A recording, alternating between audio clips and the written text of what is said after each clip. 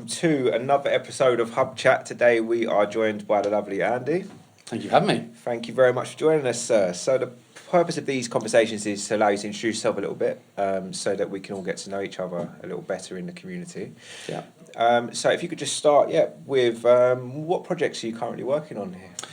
So I am an online personal trainer. So I'm currently working on really sort of building my training business. So working on the back end systems, trying to get my management side of things better, so I can just so I can grow and take on more work. So that involves like a lot of video content being done, trying to get better automation, better systems, and actually coaching clients at the same time.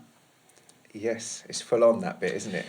I'm in that sort of like fun transition period where it's just started. It's going really well, which is great. But then I'm like, holy hell, there's actually quite a lot of work involved in this. Yes. Stuff beyond as a trainer what I'm used to, which is just coaching people. So like the email marketing, digital marketing, automation, having a CRM, all that kind of stuff is just things this year that I never thought I would need to know, that I've had to learn very quickly. So it's been a brilliant year. It's been a steep learning curve, and it's going to continue to be, I'm sure. But it's fun. It's definitely very different to the last 19 years of my coaching career. Yeah, so tell us a little bit about that. So obviously now moving on to the online space, I guess, because of how the world is. I just was kind of luckily doing it anyway. Okay. Luckily in the sense of what happened with COVID-19. And I coached for 19 years. Been in the industry for 19 years. Originally was doing like group exercise, and then was a gym manager of a David Lloyd gym in Surrey in the UK. And then sort of fell out of love with that and wanted to get more into sort of one-on-one coaching. So 2008, I moved to London and started working as a PT, and did that till last year. Moved to Ibiza last year. Okay. And then, I already was doing some online work in London. And when I was in Ibiza the first year, I just felt like that was the direction I wanted to go in. I felt like I'd done enough of the hours in person. And it was very different having people come to me in a gym versus me drive to a villa. And I'm in a gym with loads of kit, and that's what I generally prefer. That's the environment I prefer to be in. Yeah. And I was like, this is me trying to fit myself into a model that I don't think I am very good at. Yeah. And I didn't necessarily feel like it was what I enjoy. Whereas online, I could continue to do gym-based programming and gym-based training with clients remote, and it obviously opens out itself to the whole world rather than just to Ibiza. So I took on a business coach in October last year, and then just spent sort of 3 months getting my back-end system sorted out with a view to launch in January. Obviously, COVID hit in March, so perfect timing was very good. So I feel very fortunate. Obviously, it's terrible for the world, but it's been very good for what happened. I mean, I was very lucky to be moving that direction anyway. So I had some systems in place to be able to take on clients. Yeah, but then obviously it brings with it problems with itself. For sure. So bring us a little bit. So your story with Ibiza. You say you've been here for a year or since last year. What? When did your story with Ibiza start?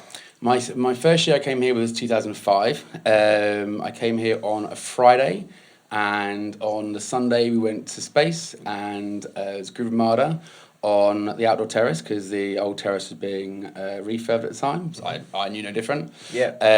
And this beautiful blonde girl elbowed me in the back of the head during a Groove Armada set, and then fast forward 15 years, we're married. Amazing.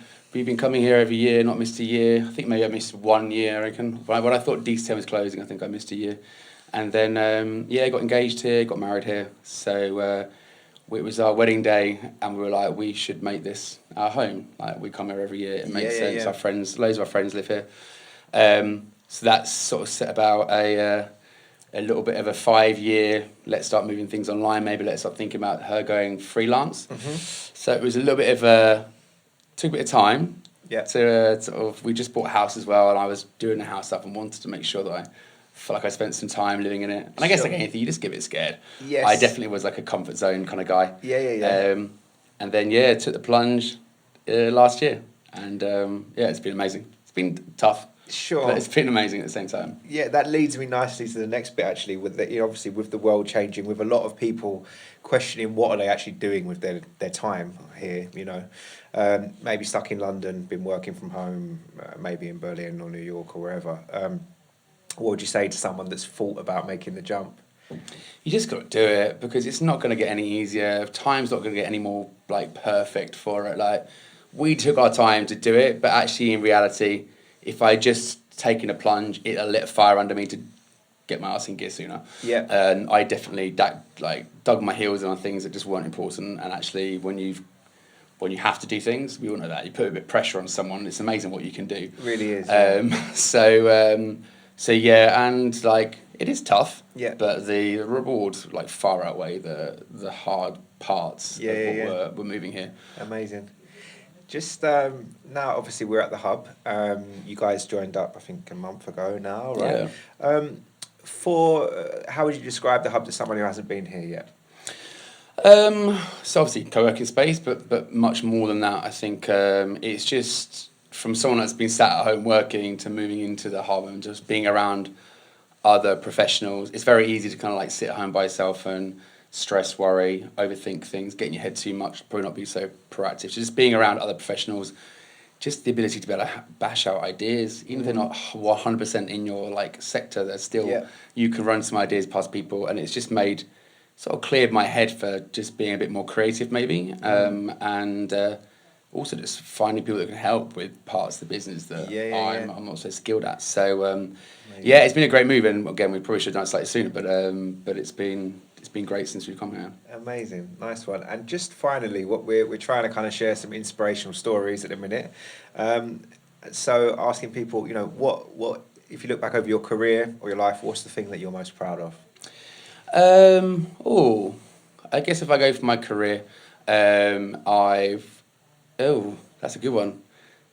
So yeah, I'll go for my career. So I've been lucky enough to do a decent chunk of speaking on the fitness scene, and I was lucky enough to speak with Denise Lewis 3 years ago, 2-3 years ago, on just issues around women's fitness and body image, and that was a really nice sort of combination of lots of things that happened that I'd got in front of the right people to be asked to do that. Amazing. And that was a really nice. It was kind of towards the last bit of my time in London as well. So it was a really nice moment, and I actually pinged up on my phone the other day about it was Wicked. 2 years ago, I think. I got like a little bit of flashback, and I was like, that was an awesome moment.